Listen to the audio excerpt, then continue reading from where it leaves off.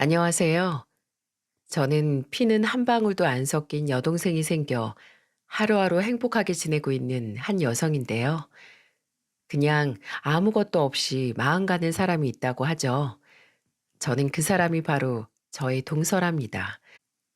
저희 동서에게는 참 많은 아픔이 있었어요. 그리고 그 아픔의 일부를 제가 옆에서 지켜보면서 많이 안타까웠었는데 지금은 행복하게 잘 지내는 모습을 보니 뿌듯하기도 해서 이렇게 사연까지 적게 되었네요. 그렇다면 저희 동서와 우리 시댁 이야기를 좀 해보도록 할게요. 먼저 저와 시댁과의 인연부터 설명을 하자면 저는 남편과의 만남을 지인 소개로 만나 결혼을 했습니다. 당시 저희 남편은 가구점에서 근무를 하고 있었는데 정말 때가 묻지 않은 사람이더라고요. 게다가 정의롭기까지 해서 존경받을 점이 정말 많이 있었죠. 제가 봤을 때는 이 세대가 원하는 공정한 사람, 의인은 우리 남편이지 않을까 싶을 만큼 정말 남에게 베풀 줄 아는 품이 큰 사람이었습니다. 이 사람과 결혼을 하기로 하고 부모님을 찾아뵈러 갔었는데 시댁 쪽이 15년 전에 이미 이혼을 한 상황이어서 시어머니와 시아버지 두 분을 따로 볼 수밖에 없었어요. 그 당시 시아버지는 부동산을 운영하고 계셨고 시어머니는 김치 삼겹살 집을 운영하고 계셨는데 경제적인 상황은 시어머니 쪽이 많이 기울어져 있는 듯 싶더라고요. 그 당시 시아버지 댁을 먼저 찾아갔는데 시아버지는 아무 말씀도 안 하시고 저에게 그저 이 말씀만 하셨어요. 우리가 이혼한 모습을 이렇게 보이게 돼서 민망하고 미안하구나. 근데 우리도 우리 인생이 있으니까 이해를 좀 해줬으면 좋겠어. 그리고 한마디 더 덧붙이자면 되도록 시애미가 자기 주장이 좀 세게 나올 때가 있을 텐데 그래도 이해하고 넘겨줬으면 좋겠어. 힘든 일 있으면 언제든지 나한테 연락하고 라고 말씀을 하셨어요. 근데 그때 시아버지는 저한테 더 하고 싶은 말이 있으셨는데 안 하시더라고요. 저도 굳이 억지로 물어볼 수는 없었기에 넘어갔는데 남편과 결혼 후 시어머니를 겪으면서 시아버지가 하려던 말과 또 저에게 하신 말씀들이 모두 다 이해가 되었습니다. 시어머니는 처음 뵈러 갔을 당시 저를 굉장히 좋아해 주셨어요. 시어머니는 중학교밖에 나오질 않아서 배움에 대한 열망이 커서 남편이랑 남편 형제들을 엄청나게 공부를 시킨 것 같더라고요. 덕분에 저희 시숙인 아주버님은 우리나라 중견기업 중에서도 잘 나가는 곳에서 일하면서 과장으로 있었고 막내 도련님도 좋은 명문대학을 나오셨다고 했죠. 어머니는 이 모든 것을 자랑처럼 늘어놓으셨어요. 하지만 저희 남편만은 공부를 그렇게 시켜도 안 하길래 포기를 했더니 지금은 이렇게 가구점에서 일을 하게 된 거라고 본인 입으로 다 설명을 해 주셨죠. 그래도 좋은 가구점에서 돈은 잘 벌고 있어서 저는 그건 전혀 상관이 없었습니다. 에휴, 내가 그렇게 우리 자식들 다 공부시킨다고 얼마나 힘들었는데. 그래도 첫째도 잘 크고 둘째 놈도 공부는 안 했어도 내 바람대로 잘 컸는데 이 우리 막내가 문제란 말이지. 막내는 그 좋은 명문대를 낳아놓고도 지금 연극 배우 한답시고 저렇게 궁상맞게 살고 있으니 내가 진짜 걱정이 이만저만이 아니야. 어머니, 그래도 저도 한 번씩 본 적 있는데 나름 열심히 연극 생활 하시는 것 같더라고요. 너무 걱정은 안 하셔도 될 것 같아요. 그리고 저희가 결혼하면 한 번씩 돌아보고 할 거니까 걱정하지 마시고요. 어머님 둘째가 막내 동생 생각 많이 하고 있어요. 아유, 그래, 고맙다, 고마워. 우리 집에 아주 의인이 들어오는구나. 우리 아들도 잘 부탁한다.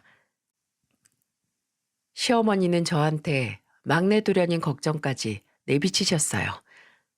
첫 만남에 조금은 당황스럽긴 했지만 그래도 잘 타일러드렸습니다. 그랬더니 시어머니는 고마워하시더라고요. 그렇게 순조롭게 결혼 허락을 받아낼 수 있었네요. 결혼을 할 때는 이혼한 시아버지께서 보태서 집을 사라고 1억을 해주셨어요. 시어머니는 넉넉하지 않은 살림 때문에 도와주신 것이 없었죠. 그래도 저희 친정집에서 준 돈도 있었기 때문에 그걸로 모아서 저희는 번듯한 신혼집에 들어갈 수 있었습니다. 그 후로 저희는 잘 살았고 아이도 아들 둘을 낳아 잘 키우고 있었어요. 남편은 결혼을 해서도 저에게는 최고의 신랑감이었고요. 게다가 아주버님과 막내도련님과도 우애가 굉장히 깊어서 자주 왕래하면서 저희는 서로에게 힘이 되며 잘 지내고 있었는데요. 저는 그들도 참 보기 좋고 좋아했지만 누구보다도 형님을 많이 따르고 좋아했어요. 왜냐면 우리 남편만큼 훌륭한 사람 없을 거라고 생각했는데 형님은 더 멋진 사람이었거든요. 형님은 형님 아버님이 고등학교 때 돌아가셨는데 제가 결혼하고 나서 1년 뒤에 형님 어머님이 또 돌아가셨었어요. 그때 많이 마음 아파하셨죠. 그래서 제가 옆에서 내내 지켜드리고 함께 해드렸는데 당시 얼마나 고마워하셨는지 몰라요. 근데 그때부터 저희 형님의 인생은 더 피었다고 할 수 있네요. 그때 외동달인 형님이 형님 부모님이 남기고 간 유산을 무려 30억이나 받았기 때문이었어요. 원래도 사업체를 운영하면서 잘 살고 있었는데 더 인생 대박이 터져버린 거죠. 하지만 형님은 그때도 한결같이 돈을 함부로 여기지 않고 저희 형제들이나 시댁 부모님께 잘했습니다. 참 배울 점이 많은 사람이었죠. 사업가답게 때로는 단호하고 냉정할 때도 있긴 했지만 옳고 그름이 확실한 사람이라 신뢰가 가고 믿음직스러웠답니다. 잘 나가는 형님과 저도 집안이 나쁘지 않고 직업도 탄탄했기 때문에 저희 시어머니는 저와 형님을 온 동네방네 소문을 많이 내면서 다니셨어요. 저희가 있을 때도 하도 동네 어르신들에게 이야기를 많이 해서 민망했던 적이 한두 번이 아니었네요. 그 뒤로 저희 남편도 돈을 좀 모아 가구점을 아예 따로 내면서 저희 가족들은 더 승승장구해 나가는 듯 했습니다. 그러다가 하나 일이 터지게 되었어요. 그 당시 막내 도련님이 연극을 하면서 드디어 대사를 하는 배우로 나온다고 하기에 시어머니까지 모시고 다 같이 가서 도련님의 연극을 보러 갔죠. 근데 정말 대사 한마디하고는 전혀 등장하지 않더라고요. 거기에 속이 상한 시어머니는 연극이 끝나고 다 같이 밥 먹는 자리에서 도련님께 화를 쏟아내기 시작하셨어요. 야, 이놈아. 내가 그렇게 돈 들여서 공부시켜놨으면 제대로 된 직장 가서 먹고 살 수 있는 일을 해야지. 왜 한 달에 50만 원도 못 버는 일을 하고 있어? 왜 그 아까운 머리랑 학력을 다 썩히고 있냔 말이야? 엄마, 내가 엄마한테 언제 돈 받은 적 있어요? 내 돈 내가 알아서 알바해서 충분히 다 벌고 있고 알아서 내 앞가림 하면서 살고 있는데 왜 엄마가 내 꿈을 무시해요? 그깟 학력이 뭔데요? 그 공부도 다 엄마가 원해서 한 거지 내 의지로 하나라도 들어간 게 있어요? 왜 내 인생을 엄마 마음대로 하는 건데요? 제발, 제발 나 좀 내버려 두세요. 시어머니 화에 도련님도 화를 내고는 아예 가게 밖을 나가버리던 거 있죠. 그 모습을 보면서 형님과 저는 민망하고 안타까워서 어쩔 줄을 몰라 하고 있었고 화가 난 시어머니를 아주버님과 저희 남편이 설득을 했어요. 엄마, 막내도 인생이라는 게 있어요. 본인이 저렇게 하고 싶어 하고 또 즐겁게 하고 있다는데 이제는 포기하고 냅두세요. 왜 자꾸만 건드세요. 이제 그만하세요. 두 형제의 만류에 시어머니는 입을 꾹 다무셨고 그 뒤로 도련님은 상처를 많이 받았는지 아주버님과 저희 남편에게 이런 문자를 보냈더라고요. 형들, 내가 어느 정도 자리를 잡을 때까지는 그냥 엄마 앞에 안 나타나는 게 좋을 것 같아. 그러니까 그때까지 엄마 옆에서 잘 봐드리고 아빠한테도 내 얘기 전해줘. 안부는 형들 통해서만 그냥 물어볼게. 그렇게 도련님은 한동안 행적을 감추었고 저희는 모두 걱정을 하며 지내고 있었어요. 물론 시어머니도 난리가 났었죠. 그나마 뜬금없이 도련님이 등장을 하게 됐는데 정말 놀랄만한 소식을 들고 왔습니다. 갑자기 도련님은 멀쩡하게 잘 지낸 모습으로 나타나더니 결혼을 한다고 저희 앞에 찾아왔더라고요. 거기에 저희 시어머니가 말 안 듣던 막내가 결혼을 한다고 하니까 엄청 반가워하면서 반기셨어요.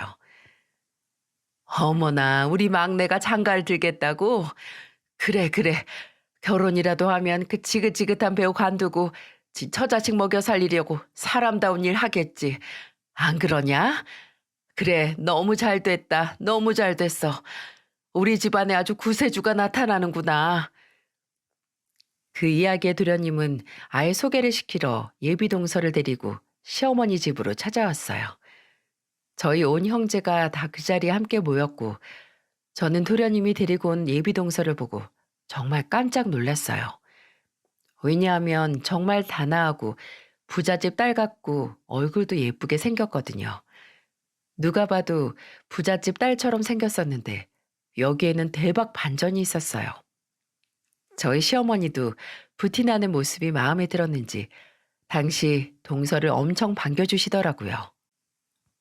아유, 그래, 어서 와요. 먼 길 오느라 고생 많았네. 그래. 초면에 바로 물어봐서 미안한데 지금 하는 일이 뭐예요? 아, 저 지금 웨딩 업체에 다니고 있어요. 그래, 그래. 웨딩 업체에서 뭐 하는데? 뭐 실장인가? 아니면 요즘은 그 매니저인가 뭐 있다던데 돈 잘 버는 거. 네? 아, 저는 그런 건 아니고요. 그냥 계약직 직원으로 알바식으로 일하고 있어요. 뭐? 계약직? 아유, 뭐 그래. 그건 뭐 그럴 수 있지. 그럼 부모님은 뭐 하시나? 부모님이요? 부모님은 경상도에 사시는데 아버지는 돌아가셨고 엄마는 집에 그냥 계세요. 오빠 하나 있는데 오빠도 작은 가게 하나 하고 있고요. 뭐라고? 아니, 근데 왜 어머님은 집에 계시나? 자네 나이를 보아하니 아직 젊으실 것 같은데. 저희 시어머니는 초면에 자꾸만 속보이는 질문을 계속해서 하셨어요. 엄마, 그런 걸 왜 자꾸 물어요? 무슨 호구조사예요? 제가 좋아하는 사람이고, 그리고 정말 좋은 사람이에요. 근데 왜 자꾸 사람 민망해지게 그런 걸 물어보세요? 아니, 내가 네 엄마인데, 그럼 내 아들이랑 결혼할 사람한테 이런 것도 못 물어보니? 시모와 도련님의 대립이 이어지던 중 그 대화를 듣던 예비동서가 듣고만 있으면 안 되겠는지 당차게 말을 해오더라고요. 저희 어머니는 지적 장애인이셔서 지금은 집에 계시고 오빠가 올케 언니하고 같이 어머니 모시고 사는 중이에요. 뭐? 지적 장애? 아니, 나 참. 시어머니는 예비동서의 말을 들으며 어이가 없어 한동안 말씀이 없으셨어요. 거의 한탄에 가까운 한숨만 내쉬고 계셨죠. 한참을 한숨만 쉬고 주변에서도 정적이 흐르고 있을 때 동서는 예상했던 시모의 반응이 나오니까 민망한지 고개를 푹 숙여버리더군요. 그때 너무 저도 미안한 마음으로 아무 말 못하고 예비동서를 쳐다보고 있는데 그때 저희 형님이 나섰습니다. 어머님, 뭐 어때서요? 사람이 가정 환경이 당연히 그럴 수 있죠. 왜 그런 걸로 한숨을 푹 쉬세요? 그렇게 따지면 저도 고아예요, 고아. 저 여기 시집 올 때는 아버지도 안 계시는 상황이었고요. 근데도 이렇게 잘 살고 있잖아요. 가정 환경은 아무것도 아니에요, 어머니. 살아 계실 때 충분히 잘 키워주셨으면 되는 거지. 왜 예비동서 민망하게 그런 표정을 지으세요? 사람 일은 어떻게 될지 아무도 모르는 거예요. 그때 저도 한마디 도와드려야 할 것 같아서 조심스럽게 얹었습니다. 맞아요, 어머니. 도련님이 좋다고 하는데 왜 집안이 안 좋다고 해서 그렇게 대놓고 한숨을 푹 쉬세요. 제가 보기엔 둘이 너무 잘 어울리고 예비동서도 참 괜찮아 보이는데요. 아유, 아니, 그런 게 아니고. 아니, 그래도 어느 정도 수준이 맞아야지. 집에 몸이 불편한 사람이 있으면 우리 아들이 얼마나 힘들겠어. 그래서 그러는 거 아니냐? 어머니, 그런 걱정 안 하셔도 돼요. 저희 어머니 몸은 좀 불편하시지만 그래도 남한테 피해 입히고 하시는 분 아니에요. 자기 앞가림 다 하시고요. 저희 오빠네가 정말 옆에서 잘 보살피고 있어서 누구보다도 평범하게 편안하게 잘 사시는 분이세요. 그런데도 이해를 못 하시겠다면 이 결혼 안 시키셔도 되고요. 그리고 저도 그런 집에 시집 올 마음 없습니다. 이해 못 하겠다고 하시면 제가 이 결혼 안 할게요. 또 죄송하지만 저를 욕하시는 건 괜찮은데요. 저희 엄마 욕보이시는 말씀 계속하시는 거 그건 정말 제가 듣기 힘드네요. 예비 동서는 조용히 있다가 아주 당당하게 본인의 의견을 말했어요. 무슨 소리야? 결혼을 안 한다니. 왜 그런 소리를 해?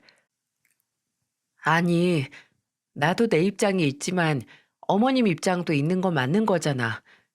나 같아도 내 배 아파서 낳은 자식이 누가 봐도 힘든 결혼한다는데 쉽게 허락할 수 없을 것 같아서. 그래서 하는 말이야. 아니야. 뭐가 힘들어. 어머니 그렇게 잘 지내고 계시는 거 내가 다 아는데. 엄마, 빨리 사과하세요. 빨리 사과하시라고요. 나 이러면 정말 집에 안 들어와요. 사람 면전 앞에다가 두고 왜 그러시는 거예요, 대체? 기껏 결혼할 사람 보여드리고 싶어서 데리고 찾아왔더니 진짜 해도 해도 너무하시네요. 생각보다도 당차고 마음도 깊어 보였던 동서는 당시의 도련님에게 확실하게 이야기를 하더군요. 도련님은 동서의 말을 듣더니 깜짝 놀라서 시어머니에게 화를 냈고 그 자리에서 예비 동서를 데리고 밖으로 나가려고 했어요. 그랬더니 그제서야 시어머니가 주춤거리며 말씀을 다시 하시던 거 있죠? 알았어. 아유, 미안해. 뭐, 그래도 상태가 많이 나쁘진 않으시다고 하니, 알겠다, 알겠어. 결혼해라. 허락하마. 시어머니는 마지 못해서 둘의 결혼을 허락하셨고, 도련님의 성화에 못 이겨 억지스러운 사과까지 다 하셨어요. 그 뒤로 둘은 순조롭게 결혼식을 진행하면서 상견례를 했습니다. 그때 다시 한번 시어머니의 개념 없는 인성이 나왔고, 그 자리에서 저희 모두가 정말 민망해서 혼났었던 기억이 나네요. 상견례 자리에는 저희 어머님, 아주버님 부부, 저희 부부가 모두 다 나갔고, 동서 어머님, 동서 친오빠, 동서 친오빠의 아내까지 나왔더라고요. 그 어머니는 동서가 결혼한다고 하니까 몸이 불편해도 나오신 것 같았죠. 그리고 전에 저희 도련님을 통해서 전해 듣기로는 동선의 친오빠가 그렇게 효자라고 온 동네에 소문이 나 있던 사람이라고 했었어서 정말 그가 궁금했습니다. 몸 아픈 어머니를 모시는 것이 쉽지 않은 일이라는 걸 잘 알기에 그 친오빠와 올케 언니가 궁금했는데 실제로 보니 정말 사람들이 점잖고 깊이가 있는 게 참 괜찮아 보였죠. 상대적으로 우리 시댁 식구들이 사람이 더 많았기 때문에 조금은 민망하기도 하고 어떻게 보면 기가 죽을 수도 있는데 그들은 상견례 내내 당당했어요. 저는 그 모습이 정말 보기 좋았습니다. 그 자리에서 가장 보기 힘들었던 사람은 다름 아닌 바로 저희 시어머니였죠. 저희 시어머니는 처음에는 괜찮은 듯 했어요. 사부인, 음식이 영 입에 안 맞으신가요? 아님 몸이 좀 불편하셔서 그러시나 음식을 전혀 못 드시네요. 시어머니는 고운 말투로 동선의 어머님 쪽에 물어보셨어요. 근데도 그분은 아무 말씀도 안 하시고 그저 웃으시면서 식사를 계속 안 하시더라고요. 이건 아주 나중에 동서에게 직접 들은 이야기였는데 사실 그날 동서 어머니가 식사를 계속 안 하셨던 이유는 혹시라도 식사를 하다가 불편한 몸 때문에 실수라도 할까봐 안 드셨던 거라고 하더라고요. 그래서 말씀도 거의 안 하시고 그 힘없는 손으로 무릎만 꽉 잡고 계셨단 소리를 듣고는 정말 마음이 아팠었네요. 동선의 어머님은 시어머니의 말에도 거의 대답을 못 하시고 그냥 웃기만 하셨는데 그 모습을 동선의 친오빠가 느꼈는지 대신 대답을 했습니다. 아, 저희 어머니가 몸이 좀 불편하시다 보니까 행동이 좀 느리세요. 이해해 주시기 바랍니다. 아마 천천히 드실 테니까 걱정 마시고 편하게 식사하세요. 그나저나 이렇게 좋은 분들이 계신 곳으로 우리 동생이 시집을 간다니까 제 마음이 다 많이 놓입니다. 참 감사합니다. 보시다시피 저희 집안이 어머니도 몸이 많이 불편하시고 집 사정도 녹록지가 않지만 저희 동생 정말 좋은 아이인 건 당당하게 말씀드릴 수 있을 것 같아요. 어릴 때부터 얘도 몸 불편한 엄마 돌본다고 대학도 안 가고 엄마 옆에서 열심히 간호하고 틈틈이 일하면서 집안 살림 보태고 하면서 참 착하게 큰 친구예요. 아마 앞으로 겪어보시면 알겠지만 알면 알수록 진국이라는 걸 많이 느끼실 겁니다. 그러니 우리 동생 예뻐해 주시고 잘 봐주세요. 저는 그렇게 말하는 그 오빠가 정말 멋있어 보였어요. 근데 여기에서 저희 그 멋진 말들에 찬물을 착 끼얹는 사람이 있었어요. 그건 다름 아닌 우리 시어머니였죠. 그건 됐고요. 그 시집간 딸은 출가 외인이라는 말 들어봤죠? 이제 완전히 우리 집안 사람이니까 그건 좀 알고 있어야 할 것 같네요. 근데 내가 지금 걱정이 되는 건 우리 막내 아들이 지금 수입이 일정치가 않아요. 가난하다고요. 지 형들은 다 잘 사는데 얘가 제일 가난한 애란 말이죠. 근데 혹시라도 어머니 몸이 불편해가지고 다치거나 해가지고 뭐 약값 드네, 병원비 들어가야 하네 하면서 돈 요구하지 마세요. 이러면 저 난감하고 매우 불편해져요. 아셨어요? 저희는 이 이야기를 듣자마자 정말 모두 다 경악을 금치 못했어요. 그래서 아주버님께서 수습을 하려고 하시는데 그때 동선의 오빠가 점잖게 웃으면서 이야기를 하더라고요. 네, 사돈 어르신, 그런 게 걱정되셨다면 염려 안 하셔도 됩니다. 저도 지금 작지만 제 가게인 사업체를 가지고 있고 저희 집사람도 지금 일을 하고 있는 데다가 요즘은 나라에서 보조금도 많이 나와서요. 아마 그럴 일은 전혀 없을 거예요. 그러니 염려는 마세요. 저는 그 이야기를 들으며 다시 한번 동선의 오빠가 대단한 사람이라고 느껴졌습니다. 저 같았으면 속이 다 끓었을 텐데 그걸 다 참고 웃으면서도 딱딱 할 말은 다 하면서 얘기를 잘하더라고요. 그 이야기에 한 방 먹은 시어머니를 보며 살짝 속이 시원하기도 했네요. 도련님 상견례를 하면서 저는 그 어려운 집안 환경에서도 오빠는 일찍이 가장이 되어 몸이 불편한 어머니를 모시고 사는 모습과 그런 어머니를 또 옆에서 같이 챙기는 동선의 올케와 동서를 보면서 참 마음이 짠하더라고요. 무엇보다 그런 아이들을 보며 묵묵히 자리를 지키고 있던 동서 어머니를 보며 눈물이 났습니다. 몸은 불편해도 정신적으로 느껴지는 바가 왜 없겠어요? 그런 모습을 보며 참 그 가족이 대단하고 기특하다는 생각이 들면서 짠해 보이기도 해서 집으로 돌아가는 길에 눈물이 나는 거 있죠. 근데 그 이후에 또 하나의 난관이 있었어요. 바로 시어머니가 도련님의 결혼 조건으로 합가를 요구했기 때문이었어요. 이건 저희도 몰랐던 일이었네요. 근데 어느 날 도련님이 한참 술에 취해가지고 저희 집으로 왔더라고요. 저희 남편이 무슨 일인지 물어보니 글쎄 시어머니가 이 둘을 다시 불러가지고 결혼을 정하고 싶으면 합가를 하라고 했다는 거예요. 그 소리 듣고 저랑 남편은 얼마나 놀랐는지 모릅니다. 근데 또 그 자리에서 도련님은 절대 못한다고 했는데 동서가 자신 있다고 합가하면 본인한테 어머니가 한 분 더 생기는 거나 마찬가지 아니냐며 잘 모실 수 있다고 또 속 깊게 이야기를 했다고 하더라고요. 그 이야기를 들으면서 우리 집안에 보물이 들어오는 것 같다는 생각이 들었었네요. 그렇게 결혼 후에 그 둘은 시어머니와 같이 살았고 동서는 결혼하자마자 또 시어머니 성화에 하던 일도 그만두고 시어머니 식당에서 일을 돕게 되었습니다. 도련님은 연극 활동을 하면서 가정을 위해 정말 열심히 살고 있었어요. 대리 운전기사도 하고 새벽에는 물류일까지 해가며 열심히 생계 활동을 이어가고 있었죠. 그러던 와중에 동서에게 경사가 생겼어요. 바로 임신이었는데요. 놀랍게도 쌍둥이가 임신이 되었더라고요. 모두가 다 축하하는 그 상황에서 딱 저희 시어머니만 탐탁지 않아 하셨어요.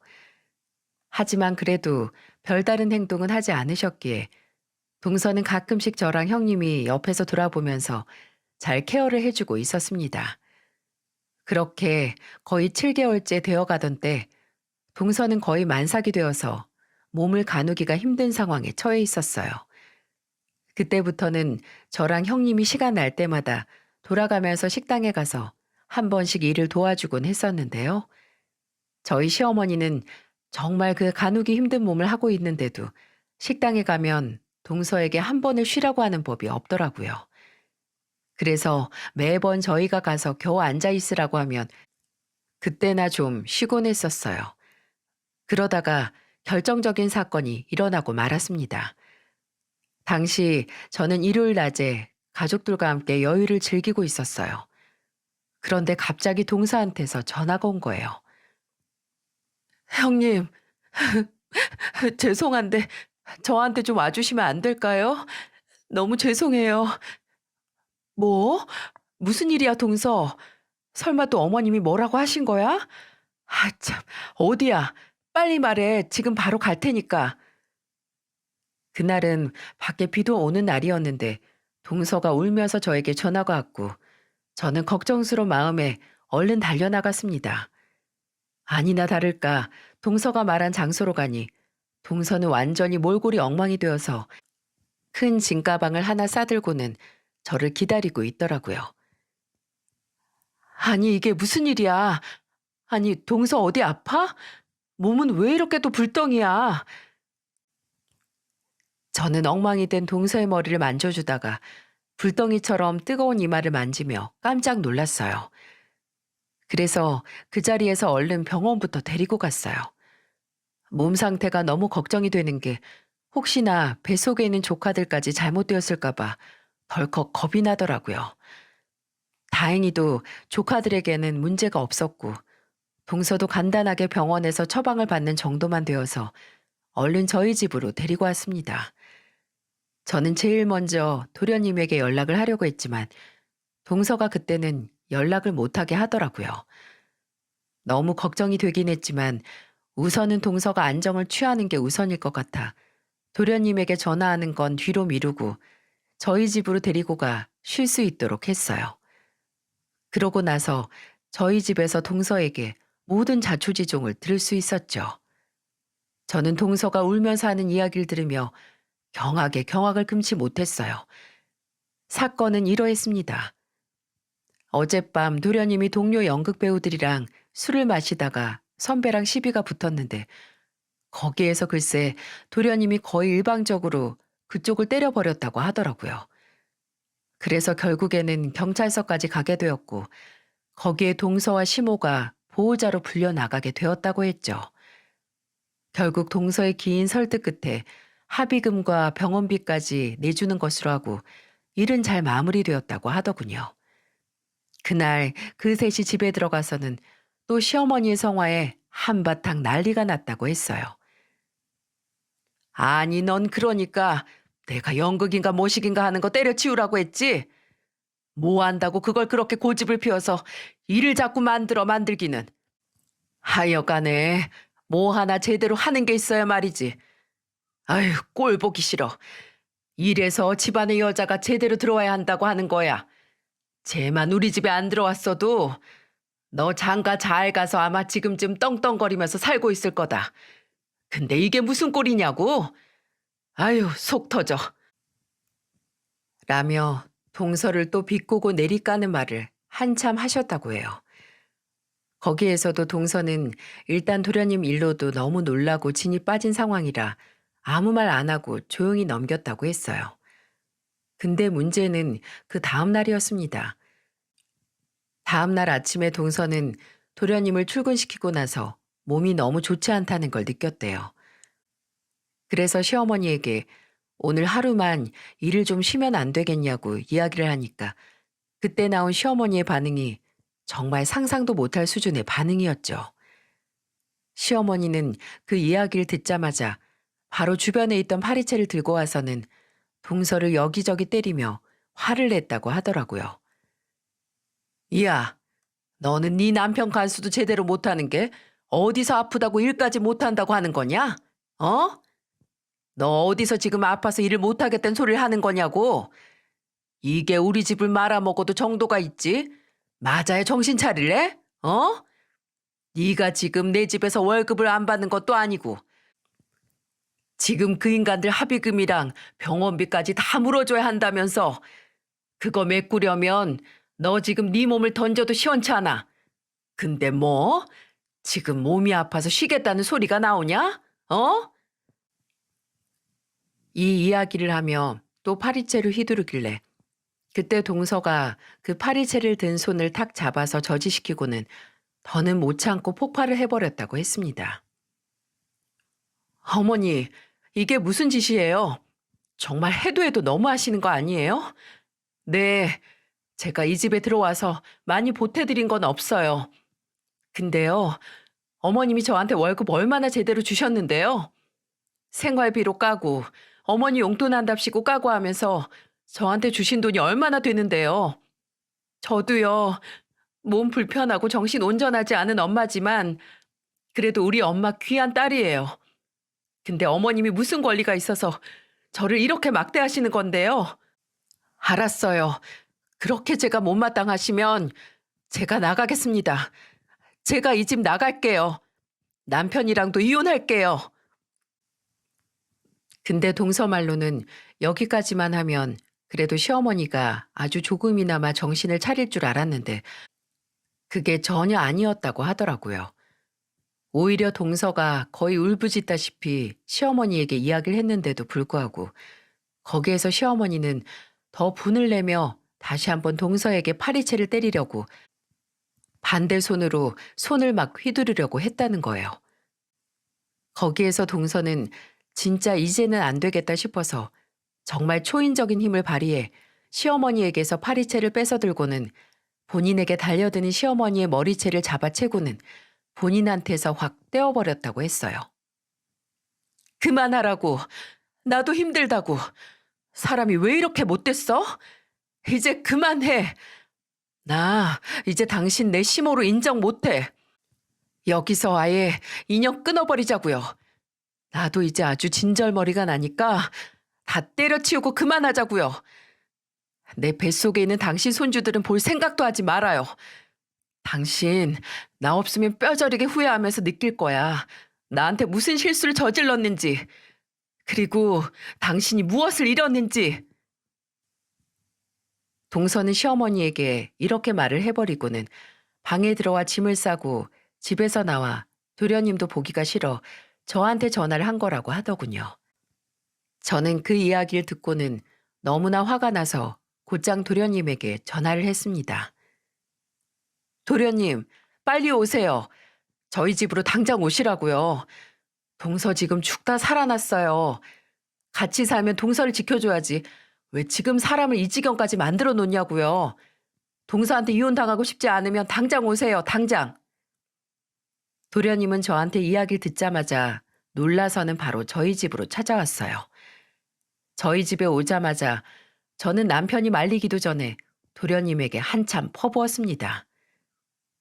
도련님, 사람 한 명을 집안으로 끌어들이고 임신까지 시켰으면 제대로 책임을 져야 하는 거 아니에요? 근데 지금 꼴을 좀 보세요. 이게 지금 사람이 제대로 사는 꼴인가? 아니, 낮에는 연극하고 밤에는 돈 번답시고 일을 하면 뭐해요? 뒤에서는 사람이 이렇게 다 죽어가고 있는 것도 모르고 있는데 도대체 동서랑 행복하게 살 마음은 있으신 거예요?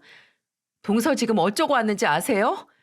시어머니한테 온몸에 해초리 맞았대요. 그것도 파리채로. 이게 말이 돼요? 아니, 지금 시대에 이게 믿을 수 있는 소리냐고요. 도대체 뭐 하셨어요? 동서 시어머니에게 시달릴 동안 도련님은 도대체 뭐 하셨냐고요. 동서 결국은 못 참고 도련님이랑 이혼하겠다고 하고 나왔대요. 이제 어쩌실 거예요? 네? 회초리요? 엄마가 이 사람 회초리를 때렸다고요? 도련님은 믿을 수 없는 소리를 듣고는 곧바로 동서를 쳐다봤어요. 동서는 아무 말도 하지 않고 그저 눈물만 흘리면서 도련님을 쳐다보지도 않았죠. 도련님은 거기에서 곧바로 동서에게 무릎을 꿇고 빌더라고요. 여보, 내가 미안해. 진짜 내가 못난 놈이라서 당신 그런 수모까지 겪게 했어. 미안해. 미안해 정말. 동서는 그 말에 큰 울음을 터뜨렸고 도련님은 한참 동서를 안아주다가 조금 진정이 되니 갑자기 일어나 말을 하더라고요. 여보, 여기서 좀 더 기다리고 있어. 형, 그리고 형수, 죄송하지만 우리 아내 좀 조금만 더 봐주세요. 저 잠깐 집에 좀 다녀올게요. 비장하게 이야기를 하는 도련님을 보며 오늘은 무슨 결판을 내겠구나 싶어서 보내주었습니다. 알고 보니 도련님은 그대로 집으로 가서 완전히 난장판을 만들어 놓은 것 같더라고요. 도련님은 저희 집에서 나가서는 한참 있다가 들어왔는데 그때 들어오자마자 그날 집에서 있었던 일을 모조리 다 말해 주었어요. 그때는 이미 저랑 제 남편이 아주버님과 형님까지 다 불러 상황을 설명하고 난 뒤였어요. 도련님이 들어왔을 때는 형제들 모두가 다 모인 상황에서 이야기를 해주었습니다. 나 지금 엄마한테 가서 우리랑 아예 영 끊자고 하고 나왔어.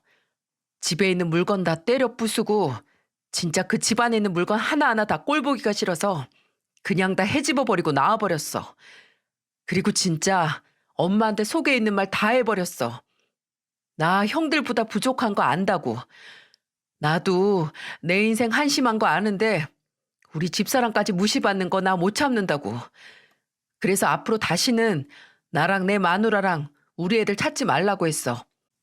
형들이나 형수님들이랑만 연락하고 지내라고 하고 난 다시는 찾지 말라고 했으니까 다들 그렇게 알고 나 대신에 엄마 잘 챙겨줘.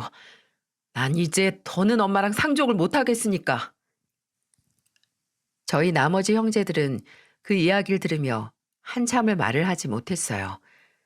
부모와의 인연을 끊을 만큼 힘들었을 저 심정이 정말 이해가 갔거든요.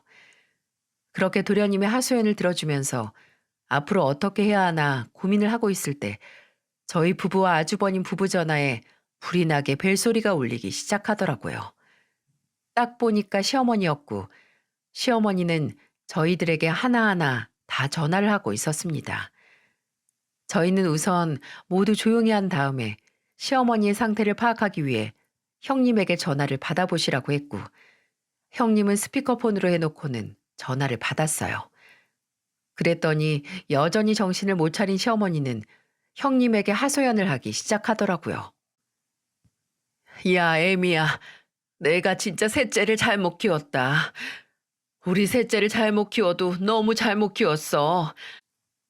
지금 막내가 왔다가 갔는데 아주 그냥 화분 다 깨부시고 그릇이고 가전제품이고 하나도 남은 것 없이 다 때려 부수더니 나랑 연을 끊자고 하더구나. 내가 질 어떻게 키웠는데 이게 자식이냐? 이게 자식이야? 낮에는 걔 마누라가 내 머리채를 잡아채더라. 아니 이게 도대체 무슨 경우냔 말이야. 아이고 내 팔자야.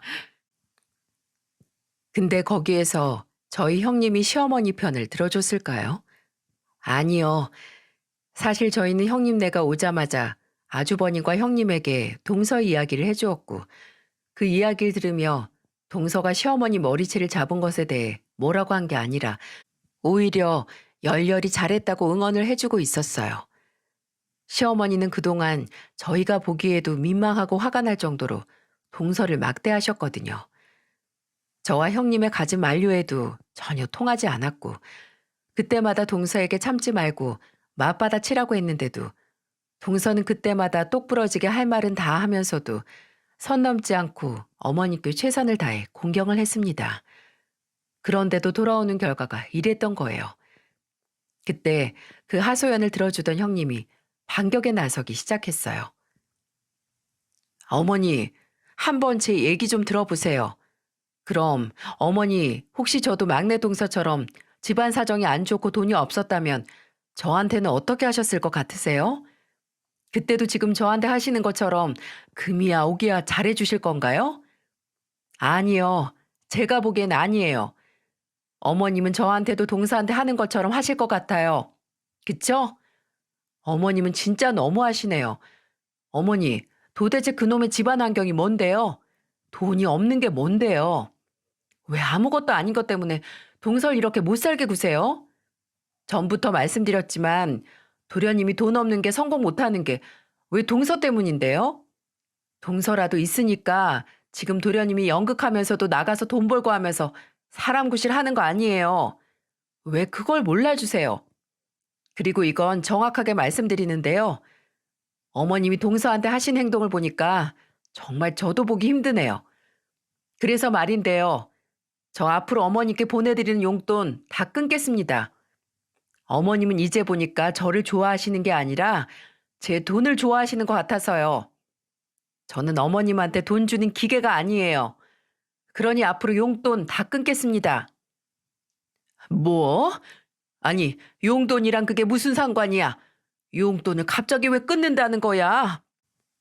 저도 어머니 정말 존경하려고 하고 사랑하려고 하고 저희 남편 어머니라서 정말 잘해드리려고 했었는데요. 어머님은 용돈 받을 자격이 없으신 것 같아요. 그리고 저 동서가 이렇게 저희랑 차별받는 것도 너무 싫어요. 그 차별받는 대상이 내가 됐을지도 모르겠다 생각하니까 진짜 끔찍해요. 그러니까 용돈 끊겠습니다. 그렇게 아세요. 형님이 하시는 그 소리에 저도 옆에서 가만히 듣고 있다가 이야기를 드렸습니다. 어머니, 저 둘째예요. 죄송하지만 형님이랑 지금 통화하시는 거 들었는데요. 저도 어머니께 용돈 못 드릴 것 같아요. 저도 형님이랑 같은 의견이라서요. 아니, 너네 지금 다 모여서 뭐 하는 짓이야? 설마 거기에 지금 막내네도 같이 있는 거냐? 어? 그런 거야? 그런 것까지 아실 필요는 없을 것 같고요. 어쨌든 동서도 어머니께 용돈 못 드리겠다고 하니까 앞으로는 그렇게 아시면 될 것 같아요. 아니, 니네가 용돈을 안 주면 나는 뭘 먹고 사냐? 가뜩이나 요즘 장사도 안 되는데 니네가 준 걸로 겨우 가게세 내고 먹고 살고 있었는데 그건 알아서 하시고요. 동사한테 들어보니까 그동안 월급도 제대로 안 주셨다면서요? 그거 얼른 정산 다 해주세요. 이만 전화 끊겠습니다. 이 이야기까지 마친 형님은 전화를 다 끊어버렸어요. 그 후로는 한동안 시어머니와 연락을 하지 않고 있었습니다. 그 이후 저희는 도련님 부부의 독립을 도와주기 위해서 신경을 썼어요. 그때까지는 동서와 도련님은 저희 집에서 지내고 있었고 얼마 안 가 도련님의 집을 구할 수가 있었어요. 그건 시아버지의 도움이 컸습니다. 모든 상황을 다 들으신 시아버지는 집을 구할 수 있는 돈 일부를 주셨고 거기에 저희 형제들이 합해서 도련님 집을 구해줬어요. 25평짜리 작은 빌라였지만 그래도 그곳에 들어가서 도련님 부부는 편안하게 잘 살 수 있었죠. 대신에 난리가 난 쪽은 저희 시어머니 쪽이었어요. 저희 시어머니는 그동안 같이 살면서 동서가 있던 식당 일이나 집안일을 혼자서 다 해야 하다 보니까 너무 힘이 든 것 같더라고요. 얼마 안 가 도련님 부부가 다시 돌아갈 줄 알았는데 그것도 아니니까 화가 나서 저희 나머지 형제들한테 전화를 해서 난리를 피워댔습니다. 하지만 그 누구도 시어머니의 투정을 받아주지 않았어요. 그건 정말 시어머니가 싫어서 그런 것이 아니라 제발 깨닫고 정신을 차리셨으면 하는 마음에서 큰맘 먹고 한 행동들이었죠. 그 기간이 거의 1년 반 정도 되었습니다. 그제서야 힘이 다 빠진 어머니가 정신을 차리신 것 같더라고요. 그때까지도 저희는 시어머니께 용돈을 보내드리지 않고 있었어요. 당시에 형님네가 70만 원, 저희가 50만 원씩 매달 보내드리다가 그 용돈을 안 보내드렸었던 거였기에 시어머니는 그것 때문에도 많이 힘들어 하셨어요. 그래도 1년 반을 버티다가 결국에는 두 손 두 발 다 드시고는 아주버님께 전화를 하신 듯 했죠. 아주버님 말로는 도련님 번호를 알려달라고 하셨대요. 그때 아주버님이 도련님께 이야기를 했더니 도련님은 자기보다도 동서에게 미안하다고 사과하지 않으면 시어머니 얼굴을 보지 않겠다고 완강하게 이야기를 했다네요. 여전히 도련님 쪽은 감정의 골이 깊이 남아 있었지만 아주버님은 조금이나마 이들을 화해시켜 보기 위해 저희 형제 모두와 시어머니를 만날 수 있도록 아주버님 댁으로 자리를 마련했어요. 그 자리에서 시어머니가 모두에게 말씀을 하셨죠. 얘들아, 엄마가 못나서 이 시애미가 못나서 미안하다. 그동안 내가 너무했다는 거 이제야 알았다. 막내야, 그리고 우리 막내 며느리, 내가 정말 미안하다. 내가 정말 잘못했어. 내가 정말 너한테 큰 죄를 지었다.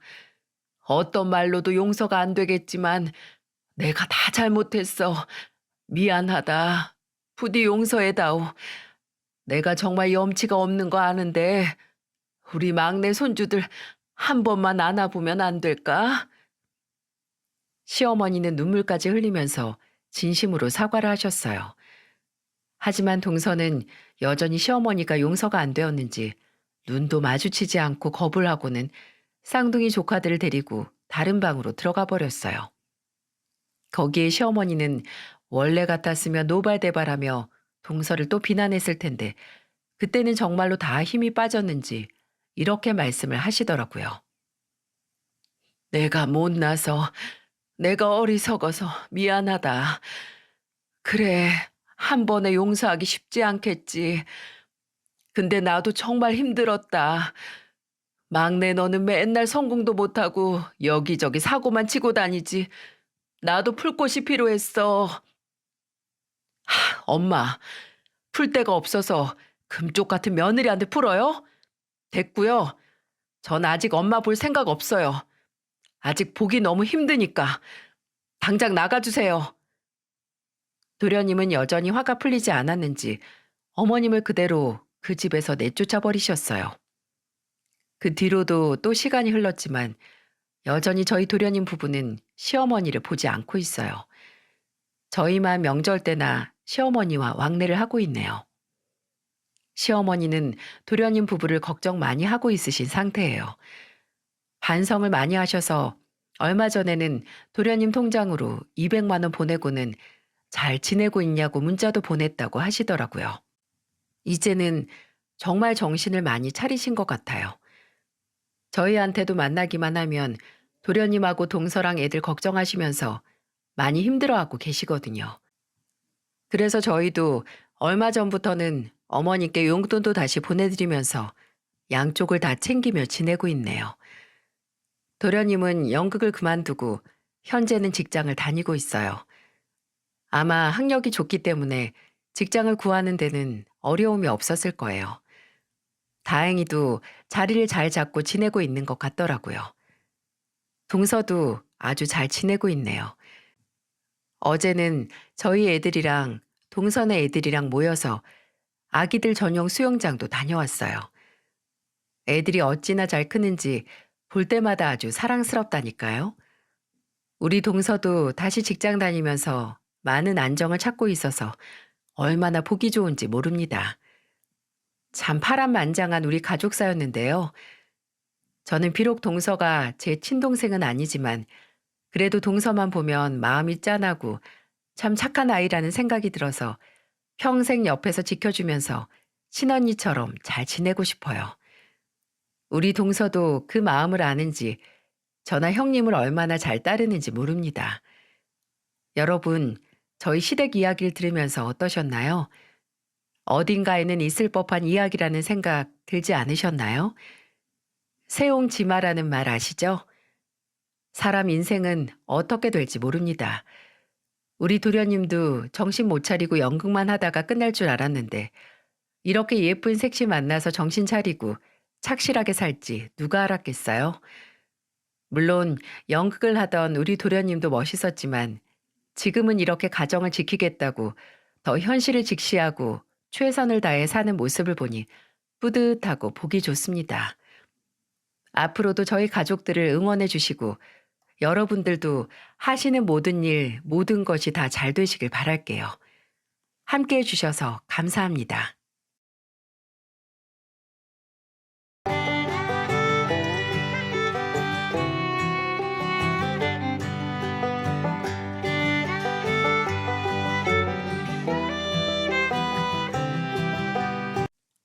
안녕하세요. 별로 안녕하지 못한 시간을 보낸 30대 여자입니다. 어디서부터 어떻게 시작해야 할지 사연을 보내기로 결심한 지금도 말이 쉽게 떨어지지 않습니다.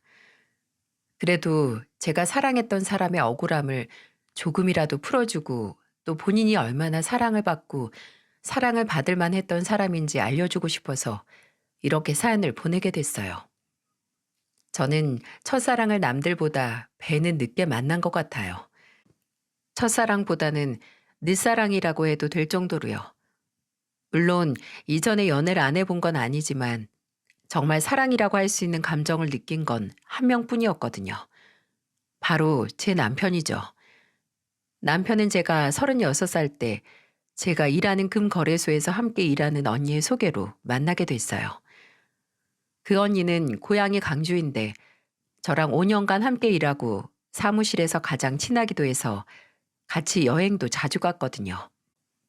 언니 고향으로 함께 주말에 여행을 갔다가 언니가 오래된 친구가 한 명 있는데 저만 괜찮다면 온 김에 같이 저녁을 먹자고 했거든요. 저는 낯을 가리는 성격도 아니고 또 언니가 정말 친한 친구라고 본인 친구들 중에서 제일 착한 친구라고 해서 궁금하기도 했거든요. 그렇게 만난 남편은 솔직히 처음에는 착한 사람이라는 생각보다 좀 빙구처럼 보일 정도로 순박하다는 게 남편에 대한 첫인상이었어요. 진우 씨랑 언니랑 동갑이라고 했죠? 네? 아, 네네, 맞아요. 36입니다.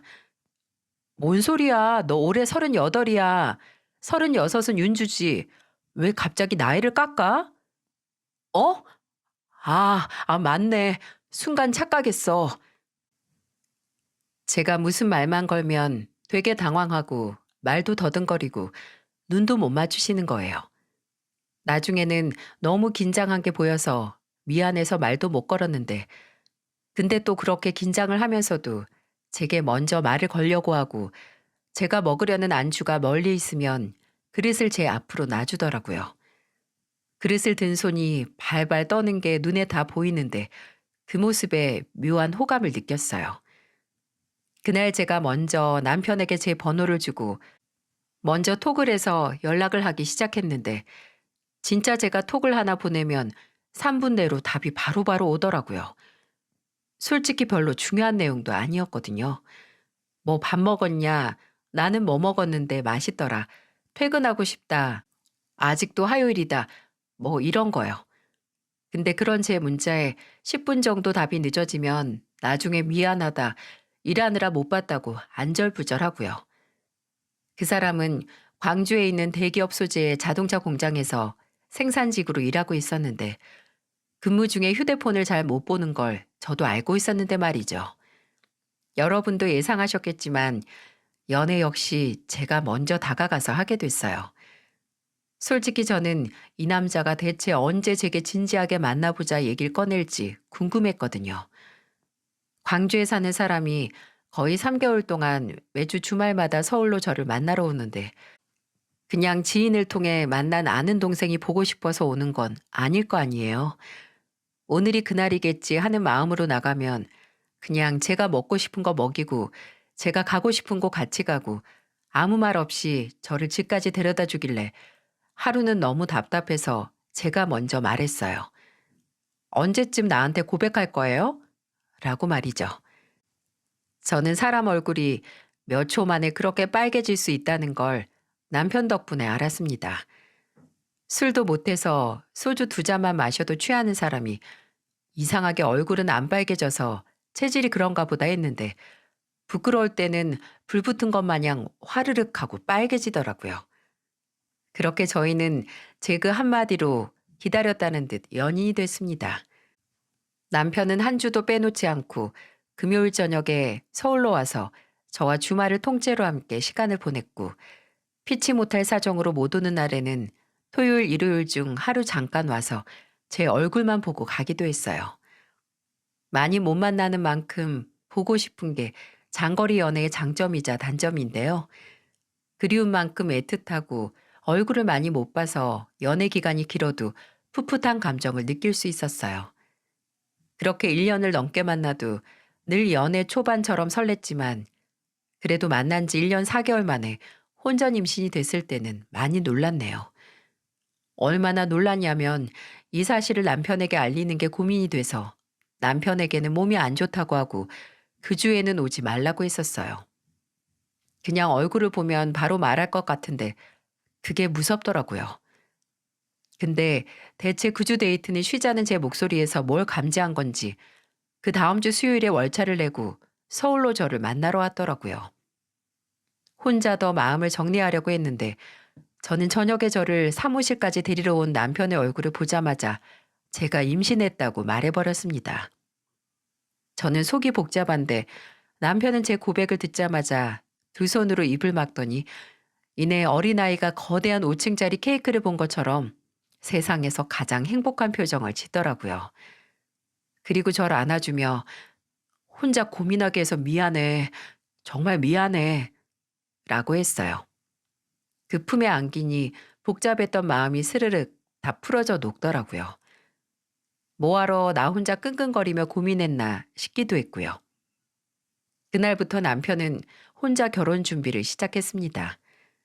신혼집 같은 경우에는 아이가 태어나기 전까지는 연애 때처럼 저는 서울의 제 자취방에서 살고, 남편도 마찬가지로 계속 지냈던 광주 공장에서 제공한 숙소에서 지내다가 아이를 낳고 나서 광주로 가서 함께 살 집을 구하기로 했어요. 남편은 연애할 때 매주 서울로 와서 자연스럽게 제 가족을 만나서 저만 광주로 가서 시댁 가족들을 보면 됐었어요.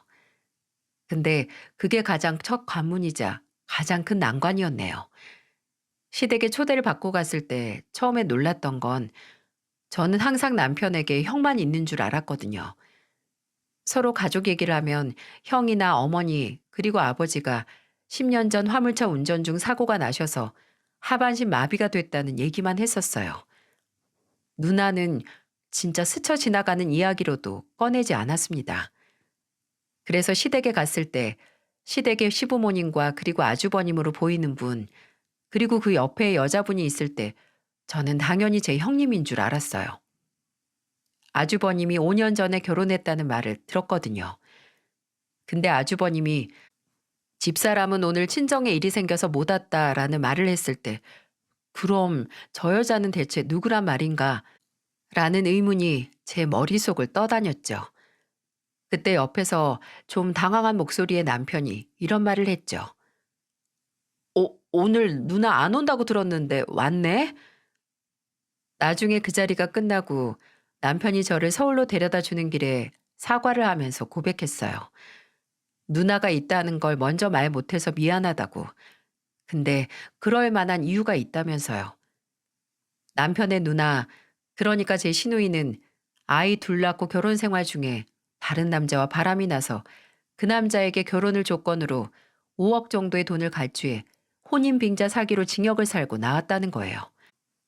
남편이 말하길 누나가 예전에 중고 사이트에서도 몇 번 사기로 고소가 돼서 전과가 있었는데 사기죄로 징역을 살고 그해 초에 출소를 했다고. 근데 그걸 제게 어떻게 말을 해야 할지 막막하다고 했죠. 결혼식 전까지는 무조건 말하려고 했고, 어차피 누나가 출소 후 가족들과 만나지도 않아서 타이밍을 보고 있었는데 그날 그렇게 집에 있을 줄 몰랐다고요. 근데 여기서 더 환장할 포인트가 뭔 줄 아시나요?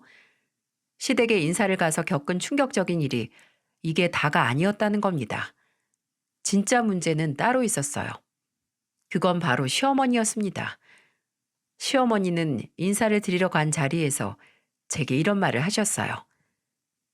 진훈이가 공장에서 일하면서 통장 관리는 나한테 맡긴 거 알지? 네, 알고 있어요. 생활비 빼고 어머니께 돈 관리 맡겼다고요. 이건 연애 초부터 알고 있었어요. 그래도 서른 후반인 사람이 체크카드 안 쓰길래 물었더니 남편은 사회 초년생이었을 때부터 자연스럽게 돈 관리를 시어머니께 맡겼다고 하더라고요. 근데 그것도 결혼 전까지고 결혼하고서는 모았던 돈까지 해서 경제권을 다시 받아올 거라고 남편이 말했거든요. 생산직에서 13년 동안 근무하면서 정확히는 어머니께 물어본 적이 없어서 모르지만 적어도 5억 이상은 모았을 거라고 했고요. 그래서 저희는 그 돈으로 광주에서 신혼집을 구할 생각이었어요. 근데 시어머니는 알고 있다는 제 말에 잘 됐다는 것처럼 고개를 끄덕이더니 이렇게 말씀하셨어요. 그럼 얘기가 쉽겠네. 제가 어렸을 때부터 뭐 숫자니 저축 이런 거에 약했어.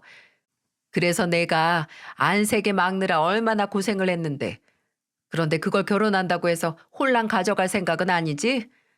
솔직하게 말해서 내가 처음 만난 널 뭘 보고 내 아들이 땀 흘려 모은 돈을 넘겨주겠어. 서로 간에 믿음이 생겨야 할 수 있지. 요새 돈 관리 잘못하고 허영만 잔뜩 든 여자 만나서 평생 모은 돈 날린 남자들 보면 내 아들도 그럴까봐 겁나. 엄마, 그런 말이 어딨어요. 윤주 그런 사람 아니에요. 너야 그렇게 말하겠지. 근데 난 아직 쟤를 모르잖니. 그러니까 식 올리고 애 낳고 나서 이 정도면 믿어도 되겠다 하면 내가 어련히 알아서 넘겨줄 테니까 너는 앞으로도 돈 관리 엄마한테 맡겨라. 알아들어? 그래도 되겠지, 윤주야? 아니요, 어머님. 저는 동의 못 하겠는데요. 따지고 보면 어머님 말씀대로 남편이 땀 흘려 모은 남편 돈인데 어머님 믿음보다는 남편의 믿음을 얻는 게 중요하죠. 그리고 이 사람은 제가 그런 사람이 아니라는 걸 알고 믿는데 경제권을 누구한테 넘기든 그건 어머님의 일방적인 권한이 아니라 남편에게 우선적인 선택권이 있다고 생각해요. 안 그래, 진우 씨? 아니, 재수 씨. 말 참 잘하는데 근데 우리 엄마랑 진훈이 쟤는 원래 그렇게 했다니까요. 진훈이가 재수 씨 만나기 이전부터 참 말 따박따박 잘하네. 아니, 넌 부모님이 그렇게 가르쳤니? 네, 저희 부모님께서는 부모님의 권한으로 일방적인 가정교육은 안 하셔서요. 아이고, 시어머니가 말하면 그냥 알겠다, 그렇게 하겠다 하는 거지. 너 지금부터 이러면 앞으로 결혼 생활 동안 아주 고라파질걸? 너희 어차피 결혼하고 나서 주말 부부처럼 지낼 거 아니야. 그럼 결혼하자마자 집이 필요한 것도 아닌데 그 큰 돈이 뭐가 필요하다고. 엄마, 저희 곧 있으면 애 태어나요. 그럼 계속 주말 부부로 살 수도 없고 윤주가 광주로 올 거라서 지금 당장은 아니라도 신혼집 계약은 해야 하고요. 그리고 저도 결혼하기 전에 엄마한테 맡긴 돈 가져오려고 했어요. 앞으로 월급 관리도 직접 윤주랑 할 생각이었고요. 아유, 아주 벌써 물들었구나, 너. 아니, 13년 동안 아무 말 않고 잘 따라오더니 여자 하나 만나서 정신머리가 여자가 원하는 대로 싹 개조됐어.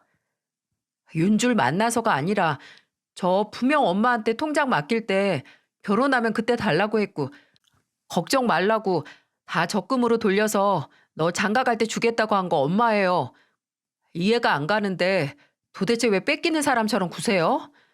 형 결혼할 때는 집 구하라고 2억인지 3억인지 바로 만들어 주셨으면서 왜 저는 제 돈도 못 준다고 하시는데요? 남편은 그 자리에서 저와 약속했던 대로 시어머니에게 단호하게 나갔어요. 웃긴 게 돈을 관리했던 시어머니가 반발을 한 건 100번 양보해서 예상했던 모습이긴 한데 옆에 있는 아주버님이나 시누이가 남편의 그런 모습을 괘씸했다는 겁니다. 근데 남편은 지지 않았고 그렇게 단호한 막내 아들의 모습을 처음 본 시어머니 입에서 이런 말이 나올 수 있었어요. 아유, 알았다, 알았어. 지금 적금으로 묶여있는 돈 있으니까 그거 만기되면 줄게. 너 애 낳기 전에 끝날 거니까 그때 준다고. 필요 이상으로 화를 내는 모습이 당황스럽긴 했지만 그래도 시어머니 앞에서 신혼집 구하기 전까지 준다는 말이 나와서 다행이었죠.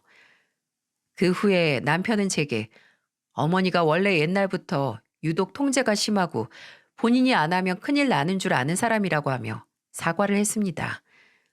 그래도 저는 평생 그런 어머니에게 반대를 안 했던 사람이 결혼을 결심한 후로 강하게 행동했던 남편이 자랑스러웠어요. 그 사람 성격이 어떤 줄 잘 아니까요. 근데 또 다른 난관은 그렇게 사위를 마음에 들어하고 이 결혼을 응원했던 부모님과 언니가 상견례를 한 후에 결혼을 다시 생각해 보라고 했다는 겁니다. 저희 부모님께서는 시장에서 과일 장사를 하시는데 그런 부모님을 만난 시어머니께서 안이 꼽다는 표정으로 한 말이 이거였거든요. 아유, 근데 사돈이 과일 장사를 하는데 어째 단 한 주도 윤주가 저희 집에 과일을 안 보냈네요. 저번에 집에 인사 왔을 때 한 번 가져오고 그 후에는 깜깜무소식이에요. 그때 가져온 망고도 영 맹탕이더만. 과일이라는 게 당도를 일일이 감쪼아 먹는 까치 마냥 맛을 보고 보내드릴 수 없어서 그런 일이 생겼나 보네요. 기대에 부응하지 못한 게 죄송해서라도 사부인께서 파는 물건 몇 개 사드려야겠어요. 사부인께서도 장사하신다고 들었는데 무슨 장사하신다고요? 네? 아, 그냥 이것저것 상황 되는 대로 물건 떼와서 팔고 있습니다. 어머, 궁금하네요. 주로 뭘 파시나요? 사부인께서 파는 물건 중에 잘 나가는 건 뭐예요? 그게 그때그때 달라져서요. 제가 하는 일이 평범한 사람들은 모르는 거라. 네트워크 마케팅이라고 들어보셨나 모르겠네요. 그거 혹시 다단계 말씀하시는 건가요? 여기서 저는 또 한 번 놀랐죠. 참 안 놀랄 틈을 안 주십니다. 영어로 번드르하게 말했지만 아시는 분은 다 아실 거예요. 네트워크 마케팅, 그건 바로 일명 다단계를 부르는 다른 명칭이었던 거예요. 저희 어머니가 표정을 못 숨기시고 난색을 표하시자 시어머니는 요새 다단계는 예전과 다르다고 수익 구조도 탄탄하고 이게 은근히 돈이 된다는 변명을 늘어놓기 시작하셨어요. 저희 어머니는 아, 네, 라고 하셨지만 바로 옆에 있는 제게 넌 뭐 안 샀지? 라고 물어보셨죠. 그날 저는 바로 자취방으로 가지 못하고 어머니와 언니의 손에 붙들려 본가에 가야 했습니다. 어머니는 집에 도착하자마자 웃옷을 벗어 바닥에 그냥 내팽겨 두시고 찬물을 벌컥벌컥 드셨고요. 아버지는 한숨 쉬시고 언니는 제게 너 어떻게 하려 그러니? 라고 물었습니다. 어머니는 찬물 한 컵을 다 비워내시고 제게 와서 말하셨죠. 내가 진짜 마음만 같으면 너 뜯어 말리고 싶다. 아무리 한서방이 사람이 좋고 착하다고 해도 이건 아니다, 이건 아니야. 그렇게 어쩌자고 덜컥 임신부터 해. 내가 진짜 너 임신만 안 했으면 아무리 한서방 같은 사위라도 결혼 못하게 뜯어 말렸을 거야. 됐어. 요즘 세상에 무슨 임신했다고 꼭 결혼해야 돼? 윤주 너 진지하게 다시 생각해. 그런 사람 시부모라고 어쨌든 얼굴 보고 살아야 하는 건 우리가 아니라 너야. 아니면 한서방이 너랑 결혼한 후에 본인 부모 안 보고 살 수 있을 것 같아? 그때는 가족들의 말이 어찌나 아프고 저를 외롭게 하던지 저도 시어머니가 호락호락한 상대가 아니라는 걸 알고 분명 내 결혼 생활을 힘들게 만들 사람이라는 걸 알지만 그래도 제가 가족들에게 듣고 싶었던 건 만류보다 응원이었거든요. 그만큼 남편을 사랑했고 남편과의 결혼에 확신이 있었어요. 남편은 결혼 준비를 하면서도 제가 시댁에 인사를 드리고 온 후로 아들인 본인이 시어머니 성격을 제일 잘 아니까 알아서 제가 시어머니 때문에 마음고생할 일 안 만들겠다고 제게 말했거든요. 저는 남편을 믿었고 남편의 말을 믿었고요. 저는 가족들의 걱정 속에서 결혼을 했고 저는 흔들림이 없었습니다. 남편도 늘 그렇듯 제 곁에서 힘이 되어줬고요. 남편은 결혼 후 광주로 가서 평일에도 짬을 내서 신혼집을 알아보러 다녔고 주말에는 남편이 서울로 와서 같이 부동산 어플로 보면서 앞으로 아이가 태어난 후 함께 살 집을 알아봤고요. 근데 남편이 광주에 가고 2주 정도 지났을 때부터 일이 꼬이기 시작했어요. 토요일 오전에 서울로 오기로 한 남편이 늘 기차를 타면 바로 기차 탔다, 몇 시에 도착한다 보냈던 문자를 안 보내는 겁니다. 그리고 오후 1시 정도에 제게 갑자기 공장에 일이 생겨서 주말 업무를 하게 됐다고, 만나러 못 가겠다고, 미안하다고 하는 문자를 보내더라고요. 서운하긴 했지만 예정에도 없이 주말까지 일을 하게 된 남편이 안쓰러워서 저는 걱정 말라고 했어요. 근데 그 다음 주에는 평일에도 연락이 잘 안 되더니 금요일 밤에 몸이 안 좋아서 서울에 못 가겠다는 말을 하는 게 아니겠어요? 저는 그때 알았습니다. 제가 임신 사실을 알고 난 직후 그 사실을 숨기고 남편을 피했던 것처럼 저도 그때 남편의 목소리를 듣고 무슨 일이 생겼다는 걸 말입니다. 저는 일단 남편에겐 알겠다고 하고 다음날 아침 일찍 광주로 향했어요. 그리고 제가 남편 얼굴을 보자마자 임신했다는 말이 튀어나왔던 것처럼 저를 본 남편은 울면서 제게 지난주에 있었던 억울하다 못해 참담한 일에 대해 말을 해줬습니다. 남편이 제게 주말 근무 때문에 만나러 가지 못한다고 한 날, 남편은 일을 했던 게 아니라 금요일 밤에 시댁에 있는 시어머니께 13년 동안 맡겼던 통장을 받으러 갔던 거였어요. 그 전주 주말에 저를 만나러 왔을 때 저희 둘 마음에 드는 집을 봤었거든요.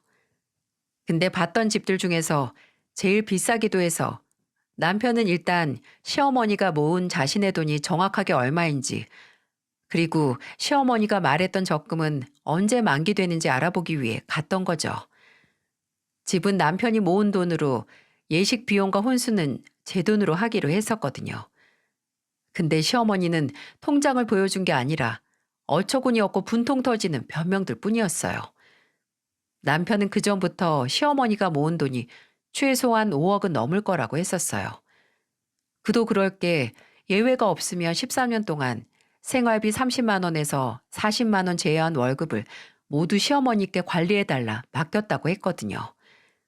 그래서 남편이 별다른 의심 없이 시어머니께 그래도 5억은 되죠? 그럼 지난주에 보고 온 집 계약할 수 있는데 라고 말했는데 시어머니 입에서는 태연스럽게 이런 말이 나왔다고 합니다. 그 돈 없어. 그 정도는 안 돼. 돈이 없다고요? 왜요? 제가 계산해 봤는데 통장에만 넣어놨어도 최소 5억은 넘던데요? 얘는 누가 돈을 은행에 처박아 두니? 얘가 여직 이렇게 돈 돌아가는데 까막눈이야. 내가 이러니까 너한테 통장 관리 못 맡기는 거야. 아니, 엄마, 말 돌리지 말고 대답하세요.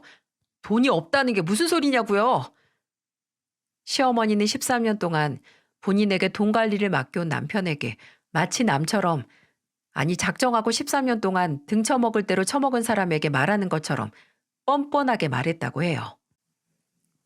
너 생각해봐라. 네 아버지 저렇게 되고 나 혼자 우리 가족 먹여 살리느라 얼마나 고생했어. 근데 진영이 진주 결혼한다고 하지. 진주 고깃집에는 사고만 쳐서 여기저기 합의금 물어줘야 하지. 그것도 모자라서 걔 감옥 간 다음에 네 조카들 데려와서 키우느라 돈 들었지. 그래서 엄마 하고 싶은 말이 뭔데요? 내가 엄마도 정말 살고 싶어서 그랬어. 살고 싶어서. 나도 이렇게 될지 모르고 그냥 우리 아들이 벌어오는 돈 잘 만져서 불려주려고 그랬단 말이야. 장황한 말을 늘어놓던 시어머니의 말은 그거였습니다. 남편이 맡겼던 돈 중 1억 2천이란 돈을 본인이 하는 네트워크 마케팅, 그 다단계 투자를 해서 까먹었다고요. 남편은 말 그대로 꼭지가 돌았죠. 아니, 왜 내 돈을 엄마 마음대로 투자를 해요? 그게 엄마 돈이에요? 할 거면 나하고 의논이라도 하든가.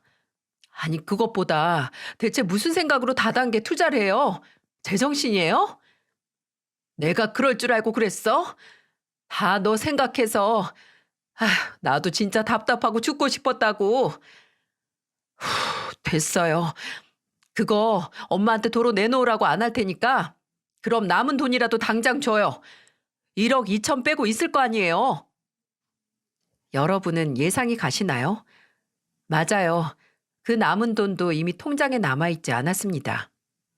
시어머니는 네가 급할 땐 써도 된다고 해서 라는 말을 하며 5년 전 아주버님이 결혼할 당시 신혼집 마련을 위해 남편이 맡긴 돈에서 3억을 빼서 줬다는 말과 그 후에도 돈이 필요하면 몇 번 그 통장에서 돈을 뺏어 썼다는 말을 들었을 때 남편은 돌아버리는 줄 알았다고 해요.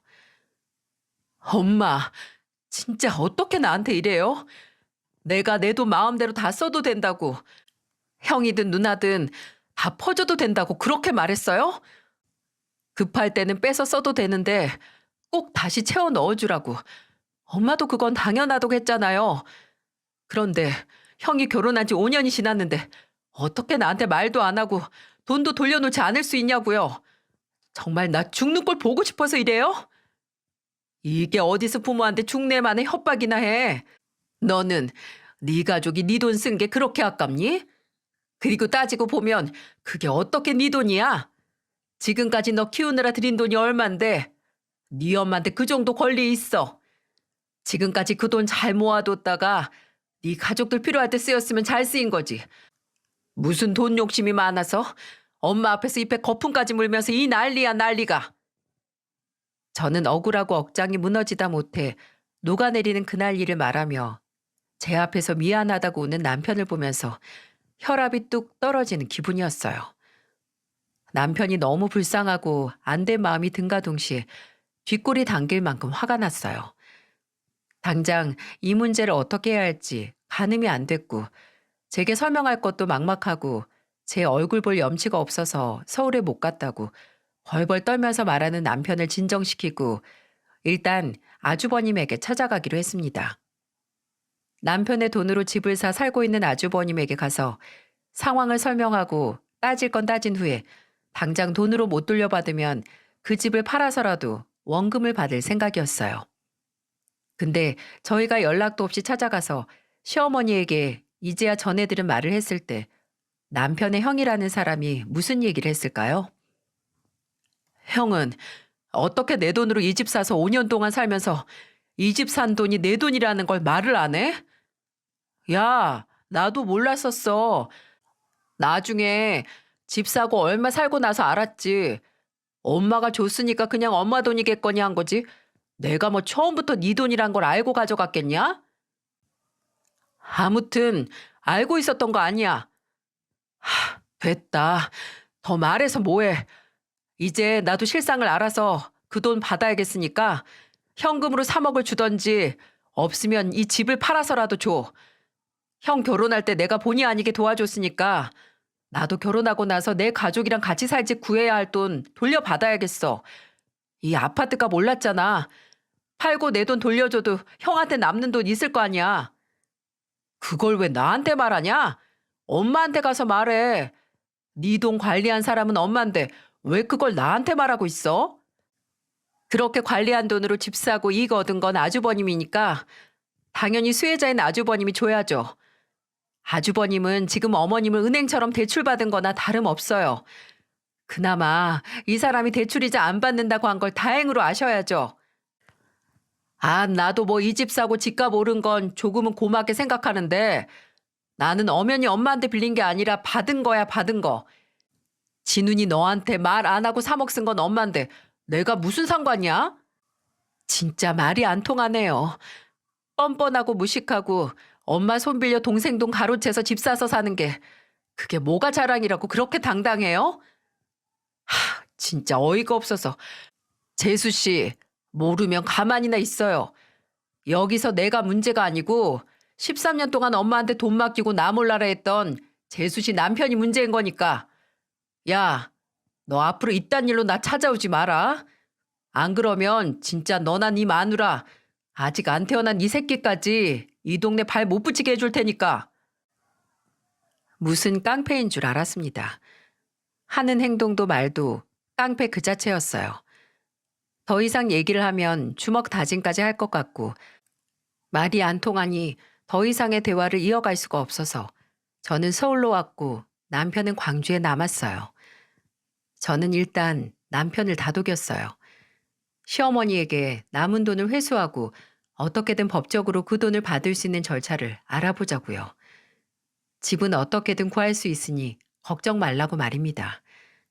그리고 시댁에 남은 돈을 받으러 같이 가자고 했는데 남편은 그것까지 저를 끌고 갈 수 없다고 본인이 알아서 할 테니까 저는 일단 서울로 가라고 해서 일요일 아침에 서울로 돌아온 거고요. 서울로 돌아와서도 머리가 복잡했어요. 이미 시댁 식구들을 만난 후 결혼을 반대했던 제 가족에게 바로 털어놓을 수 없어서 뱃속에서 축복과 같은 생명이 자라나고 있는데 동시에 속이 골마가는 것만 같았죠. 그러다가 다음 주 화요일에 남편이 서울로 왔습니다. 반차를 내고 왔는데 그냥 제가 보고 싶어서 왔다고 하더군요. 그날 남편은 제 자취방에서 제가 좋아하는 식당에서 포장해온 감자탕으로 함께 식사를 했고 제가 씻기 전에 화장 지우는 걸 귀찮아하니까 화장솜에 리무버 묻혀서 제 화장 지워주고 머리까지 감겨준 다음에 같이 좋아하는 영화 보면서 잠들었네요. 그리고 다음 날 새벽 기차를 타고 남편은 다시 광주로 갔고요. 너무나 일상적이고 특별할 거 하나 없는 시간이었지만 그때는 몰랐습니다. 그게 제 인생에 있어서 잊을 수 없는 순간이 될지 말이죠. 그날이 저와 남편의 마지막 순간이었거든요. 목요일 저녁에 전화 한 통을 받았어요. 광주에 있는 한 내천 근처에서 시신이 발견됐는데 그 근처에서 지갑과 휴대폰이 발견이 됐다고. 그 휴대폰에 있는 번호로 연락을 했는데 실례지만 한진훈 씨 보호자 분이냐고 하는 전화였죠. 막 집에 들어왔던 전 그대로 주저앉았고 당장 병원으로 와달라는 말을 하는 구급대원의 전화가 끊겼음에도 한참을 휴대폰을 붙들고 그 자리에 주저앉아 있었어요. 이러면 안 되는데, 일어나서 그 사람한테 가야 하는데 라는 생각을 하는데 다리는 안 움직이고 머리는 멍하고 그때는 영혼이 다 빠져나간 껍데기가 된 기분이었습니다. 저는 언니에게 전화를 했어요. 언니, 어떡해? 내 남편, 우리 진훈 씨 어떡해? 언니는 놀라서 무슨 일이냐고 물었고 제가 받은 전화 내용을 듣자마자 너 절대 혼자 운전해서 갈 생각하지 말라고 언니가 갈 테니까 기다리라고 했어요. 언니는 오면서 부모님께도 연락을 했는지 언니보다 부모님이 먼저 제 집에 도착하셨고 저희는 언니 차를 타고 남편이 있는 병원으로 향했습니다. 솔직히 말하면 아직도 그 상황이 잘 기억이 안 나요. 기억이 뿌옇고 중간중간 끊기기도 했는데 언니 말로는 제가 두세 번 정도 몇 초씩 정신을 잃었다고 하더군요. 차게 식은 남편을 보고도 한 번 쓰러졌고요. 현장에 도착한 경찰의 말로는 근처 산책을 하던 시민의 제보로 현장에 출동을 했고 술에 취한 남편이 내천에서 극단적인 선택을 했다고 하더군요. 그 근처 물 밖에 소주 2병과 우돛이 있었다고 하면서 제게 건네줬는데 옷을 받아들었는데 거기서 나는 남편의 향수 냄새를 맡고 그대로 옷을 안고 주저앉아 오열했습니다. 극단적인 선택을 앞두고 얼마나 무서웠으면 평소에 2잔도 채 못 먹는 술을 2병이나 입에 털어넣었을까. 물 안에서 혼자 얼마나 추웠을까 하는 생각에 한참을 울다가 그 안에서 휴대폰이 나왔고 또 안 주머니에서 종이봉투가 하나 나왔어요. 남편의 유서였습니다. 유서 제일 위에는 누구보다 미안하고 고맙고 사랑하는 윤주, 그리고 꼭 만나고 싶었던 우리 콩콩이에게 라는 글이 써져 있었어요. 콩콩이는 제 뱃속 아이의 태명이었죠. 윤주야, 너한테 할 말이 산더미 같아가도 용기가 없고 나약한 주제 입이 10개라도 할 말이 없어서 몇 번을 주저했는지 몰라. 할 말을 정리하다가도 어차피 남는 말은 사무치게 미안하다는 말하고 가슴이 아리도록 너를 사랑한다는 말뿐이더라. 심심하고 비슷하게 굴러가던 내 인생은 윤주 널 만나면서 너와 내가 세상의 주인공이 된 것처럼 나를 특별하게 만들어줬는데 어쩌다가 이렇게 된 걸까?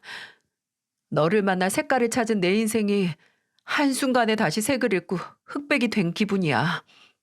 분명 너와 콩콩이를 누구보다 행복하게 만들어주고 싶고 나는 그런 너와 콩콩이를 보면서 행복한 인생을 살고 싶었는데 어디서부터 잘못된 건지 내가 살아온 지금까지 인생이 빈 껍데기 같고 어떻게 다시 시작을 해야 할지 막막해서 하루에도 수십 번씩 숨통이 막혀서 정신이 아득해진 기분이야. 너와 콩콩이를 두고 가는 주제에 부탁까지 하는 게 염치 없을 수 있지만 윤지야, 나는 고작 돈 때문에 너와 콩콩이를 두고 가는 게 아니야. 돈은 다시 모을 수 있지만 잃어버린 내 시간은 어떻게 해야 하지? 난 이제 내가 누군지 모르겠어. 이 글을 쓰고 있는 동안에도 내가 내가 아닌 것 같은 감각에 멀미가 나는 것 같아, 윤주야. 남편이 마치 고통 속에서 질식해가면서 쓴 것 같은 유서에는 너와 콩콩이에게 마지막으로 줄 수 있는 것이라는 말과 함께 내 앞으로 된 종신보험은 사인이 자살이라도 가입 후 2년이 지난 뒤에는 재해 사망으로 분류가 돼서 보험금을 지급받을 수 있다라는 내용이 있었는데 그때는 이게 보이지도 않았습니다. 유서의 맨 끝자락에 다시 한번 제게 용서를 구하는 내용과 함께 내 휴대폰에 저장된 녹음 파일을 듣고 조금이라도 내 죽음을 윤주 네가 이해해 주길 바래 라는 문장이 제 눈에 들어왔기 때문이었어요. 그 문장을 읽자마자 저는 남편의 웃옷에서 휴대폰을 꺼내 저장된 음성 파일을 열었고 총 3개의 파일이 지난 일요일에 2개, 수요일 1개로 날짜가 찍혀 있었어요. 일요일 날짜로 저장된 파일 중에 남편과 시어머니의 전화 통화가 있었는데 저는 그 파일을 듣고 다시 한번 제 남편이 너무 불쌍해서 가슴이 찢어지는 고통을 느껴야 했습니다. 그 전화 통화 내용의 앞부분은 남편이 내 돈 다 쓰고 나서 남은 돈이 얼마나 되냐, 당장 그거라도 보내라고, 그리고 나는 끝까지 내가 맡긴 돈 받을 거라는 말을 하고 있었는데 그 말에 시어머니는 코웃음을 치며 이런 말을 한 게 녹음이 됐었더라고요. 야, 이래서 머리 검은 짐승은 거두지 말라고 하는 거다. 걷어서 입혀주고 재워줬더니 고작 그 돈 때문에 키워준 사람한테 그딴 소리나 하니? 내가 널 어떻게 키웠는데? 그건 또 무슨 소리예요 지금? 너 지금 큰일 날 짓 하는 거야. 너는 내가 내 배 아파 낳은 자식 돈 날린 악독한 엄마 같겠지만 내 입장에서 나는 내 자식 아닌 애 걷어 키운 거 돈 몇 푼으로 보상받은 거야. 그것도 나 혼자서 쓴 것도 아니고 첨년 자식이랑 같이 자라서 불쌍한 내 친자식들한테 쓴 거고. 시어머니는 휴대폰 너머로 말문이 막혀 아무 말도 못하고 있는 남편에게 계속되는 폭로를 했습니다. 너는 내 배 아파 낳은 자식이 아니고 네 애비가 밖에서 바람난 여자 사이에서 태어난 애를 데려와서 사정사정을 해서 키울 수밖에 없던 거라고. 그리고 나도 너 같은 거 키우고 싶지 않았는데 그래도 내 남편 자식이고 네가 불쌍해서 내 자식들이랑 차별 없이 키웠다고. 근데 네가 고작 돈 때문에 나한테 대들 수가 있냐고 당당하게 따지는 게 휴대폰 너머 녹음된 음성으로 들렸습니다. 그리고 그 통화를 하던 남편은 계속 아무 말이 없었고요. 너 서운하게 생각하지 마라. 그래도 나한테 너는 누구보다 믿음직한 아들이었어. 생각해봐라. 내가 믿을 사람이 누가 있겠니? 다리 병신된 네 아버지? 아니면 집 팔 돈 들려보냈는데 돈 잘 버는 마누라 생긴 후에 부모는 모른 척하고 사는 네 형? 아니면 지 새끼 맡기고 감옥까지 다녀온 네 누나? 내가 이놈의 자식아 절 어떻게 키우고 의지를 얼마나 많이 했는데 네가 고작 결혼한 지 이제 1달밖에 안 된 여자 때문에 나한테 이래? 날 믿고 의지했으면 뭐여. 그래봤자 엄마는 걷어먹인 남의 자식이 평생을 바쳐서 번 돈 뒤로는 엄마 친자식들한테 다 퍼줬잖아요. 아니에요? 그래놓고 날 의지하고 믿었다고요? 진짜 어떻게 이래요? 이렇게 거짓말하고 갈취하듯 벗겨먹을 거였으면 차라리 데리고 오지 말지. 이렇게 너는 친자식도 아닌데 걷어먹였으니까 억울해하지 말라는 소리 할 거면 차라리 키우지 말지 그랬어요. 아유 시끄러워. 그래, 나도 네가 이렇게 돈의 눈먼 인간으로 자랄 줄 알았으면 차라리 안 데려왔을 거야. 내가 보니까 네 통장에 4,200 정도 남아있더라. 이거 보내줄 테니까 그만 좀 해라. 어? 성가신 날파리 쫓아내는 것처럼 말하는 시어머니 말에 남편은 한동안 또 말을 잇지 못하고 있었어요. 그리고 제 계좌번호를 불러주며 여기로 보내라고 한 뒤에 바로 통화를 종료했죠. 그리고 몇 분 뒤 시아버지에게 전화해서 녹음된 파일도 있었는데 그 통화 내용은 시어머니에게 내가 어머니 자식이 아니고 아버지가 다른 여자 바람나서 태어났다는 걸 들었다고 그게 정말이냐고 묻는 소리가 들렸어요. 시아버지는 거의 1분 정도 아무 말이 없다가 남편이 진짜냐고 절규하자 미안하다는 말밖에 하지 않았습니다. 그 녹음 파일은 끝까지 들을 수 없었어요. 남편이 시아버지에게 어떻게 알고서도 어머니가 내 돈을 형이나 누나에게 당연하게 쓰는 걸 두고 볼 수 있냐고, 나한테 말해줄 생각을 왜 못했냐고, 아버지도 어머니와 마찬가지로 내가 밖에서 생겨서 태어난 자식이라 미래가 어떻게 되든 상관이 없는 거냐고, 나는 진짜 이 집 식구가 아니라서 그냥 허울 뿐이고 그마저도 일생을 바쳐서 번 돈을 가져다 바쳐서 유지할 수 있던 거냐고 울부짖는 그 목소리가 너무 가슴이 아파서 다 듣지도 못하고 껐습니다. 나머지 남편이 극단적인 선택을 하기 전에 녹음된 파일은 마찬가지로 시아버지에게 건 전화였는데 녹음 시간이 6초밖에 안 됐고 건 사람 받은 사람 아무도 말을 안 해서 내용도 없는 파일이었어요. 아마 전화는 걸었는데 아무 말도 안 하고 끄는 게 자동으로 저장된 것 같더라고요. 경찰이나 병원에서는 남편의 사인이 자살이라고 했지만 제게 남편의 죽음은 살인이나 마찬가지였어요. 시댁 인간들의 끔찍한 이기심이 제 남편을 물속으로 떠민 거나 다름없으니까요. 저는 제정신이 아니었고 부른 배를 부여지고 당장 시댁으로 가려고 했습니다. 가족들이 그런 저를 말려서 왜 가야 하는지 지금 나를 말리면 안 된다는 이유를 제정신이 아닌 상태에서 설명을 했고 언니와 아버지는 병원에 남편의 곁에 남고 저와 불쌍한 사위를 위해 분노한 저는 어머니와 함께 시댁으로 향했습니다. 저와 마찬가지로 구급대원이나 경찰에 연락을 받은 건지 시부모님과 시누이는 남편의 죽음을 알고 있었고 병원에 갈 채비를 하고 있더라고요. 저는 시댁에 들어가자마자 이성을 잃고 날뛰었습니다. 시어머니를 밀어 넘어뜨리고 거실에 있던 TV를 앞으로 당겨 깨뜨리고 그냥 눈앞에 있는 건 모조리 몸으로 밀어 넘어뜨리고 당겨서 망가뜨렸어요. 그 인간들이 망가뜨린 제 결혼 생활과 남편의 인생처럼 말이죠. 그리고 제가 왜 그러는지 이해를 못하는 무지랭이들에게 경고했어요. 내가 니들 가만 안 둬. 니들이 죽인 내 남편 장례식에 올 생각 추호도 하지 마. 저 미친 게 무슨 소리를 하는 거야? 야, 내가 내 아들 장례식에 왜 못 가? 네 아들? 바람난 여자 자식이라고 그 첩자식이 번 돈 갈취해서 연명한 주제. 이제 와서 아들이라고? 꼴값 떨지 마. 내가 니들 다리를 부러뜨려서라도 내 남편 영정사진 앞에 못 서게 할 테니까 남은 빌어먹을 인생 사지 멀쩡하게 보내고 싶지 않으면 와보던가. 그렇게 시댁을 나와서 저는 남편과 저를 만나게 해준 언니에게 연락을 넣었습니다. 자초지종을 설명하고 나 절대 그 인간들 내 남편 장례식에 발붙이게 못한다고 했어요.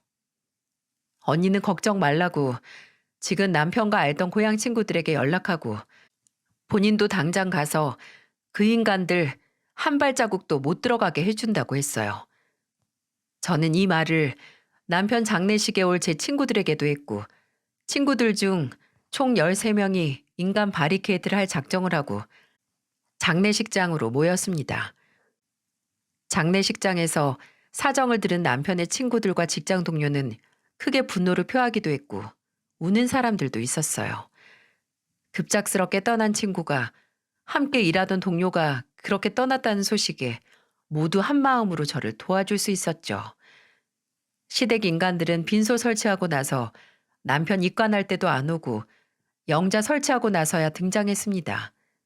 하지만 장례식장으로는 들어오지 못했어요. 장례식장 입구 전부터 이미 남편의 고향 친구들과 제 친구들이 길게 모여서 시댁 식구들이 들어오는 걸 막았거든요. 저는 몸 때문에 영정사진 앞에 앉아서 조문객을 맞이하는데 밖에서 망을 보던 친구가 와서 시댁 인간들이 왔다고 알려줬어요. 그리고 이내 밖에서 째지는 소리가 들렸고요. 니들이 뭔데 못 들어가게 해? 이건 놔! 내가 내 아들 가는 길 왜 배웅도 못하게 해? 그 외침을 듣고 저는 무거운 몸을 일으켜 밖으로 나갈 수밖에 없었어요. 근데 제가 나가서 따지기도 전에 저희 어머니께서 인간 바리케이트를 뚫고 지나가 시어머니에게 삿대질을 하면서 분노를 표현하셨어요. 돈에 눈 멀어서 자식 잡아먹은 주제에 뭐가 당당해서 여길 왔어? 천벌받을 인간들. 죽기 전에 쎄 빠지게 번 돈이 내가 아니라 친자식들 좋은 일만 시켜줬다는 걸 안 지누니까 무슨 심정이겠어? 당신들 그거 알면 여기 오면 안 돼. 진훈이가 살아생전 벌었던 돈을 꿀꺽했으니 여기서도 진훈이 앞으로 들어온 부조금 꿀꺽할 생각에 왔겠지. 절대 들여보내지 마라. 진훈이 가는 길 저런 인간들 때문에 재수 온 붙으면 큰일 나니까. 아마 이 사연을 듣는 여러분들 중 그 광경을 목격하신 분들이 계실 수도 있다는 생각이 드네요. 장례식장 밖까지 사람들이 줄 서서 막고 있고 시댁 인간들이 들어간다고 실랑이를 오래 해서 진짜 난리였거든요.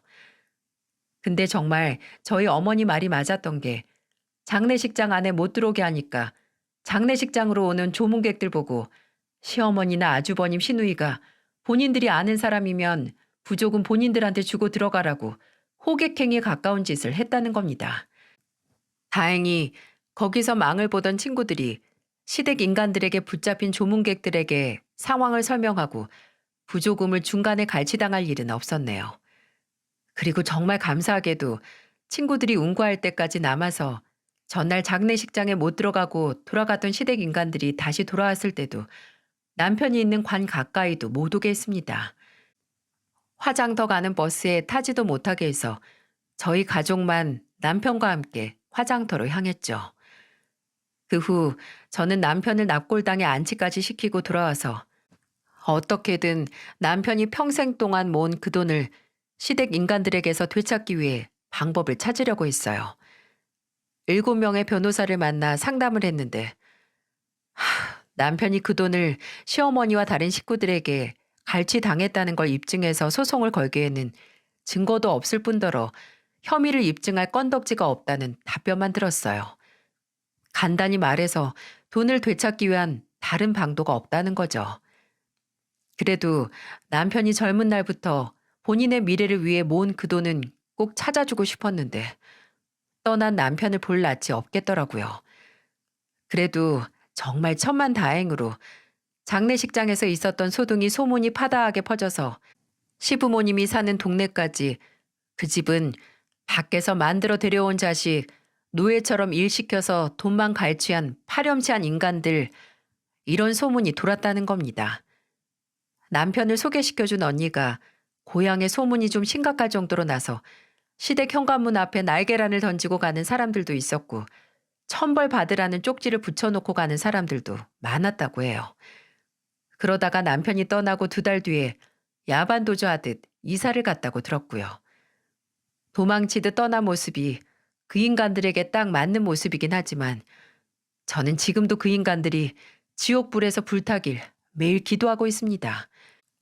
이런 걸 기도하면 저도 언젠가 천벌을 받을 수 있겠지만 솔직히 저는 악마에게 제 영혼을 팔아도 좋으니 제발 제가 살아생전 그 인간들이 고통을 받았다는 소식을 듣고 싶은 심정이에요.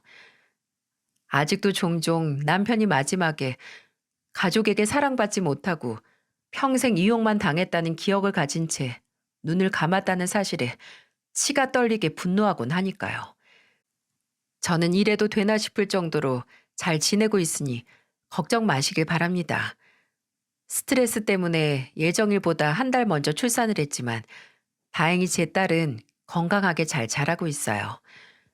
집을 정리하고 친정에서 부모님과 함께 살고 있고 남편이 시어머니, 아니 그 악독한 인간을 통해 제게 보내준 4천만 원의 돈과 그리고 남편 앞으로 나온 종신보험금을 받아 그 돈으로 생활하며 앞으로 아이와 함께 어떻게든 남편이 걱정하지 않고 살 수 있을지 찾아볼 생각이에요.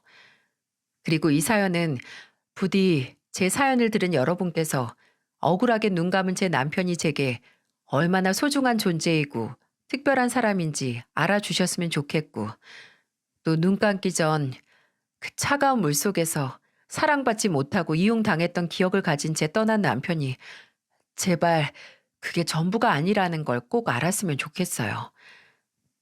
여보, 당신이 나한테 너 만나기 전까지는 연애 경험이 없다고 했을 때 나도 당신이 내 첫사랑이야 라고 장난스럽게 말했었지. 당신은 내가 자기 말을 믿지 않는다며 투덜거렸지만 나도 그 말이 진심이었어. 여보, 나는 당신과 결혼한 거 후회하지 않아.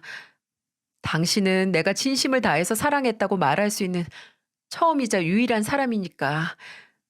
앞으로도 그 사실은 변하지 않을 거고, 당신이 아니었다면 이렇게 사랑스러운 우리 콩콩이랑 만나지 못했을 거잖아. 이렇게 예쁘고 웃는 모습이 당신을 닮았는데 내가 어떻게 후회할 수가 있겠어.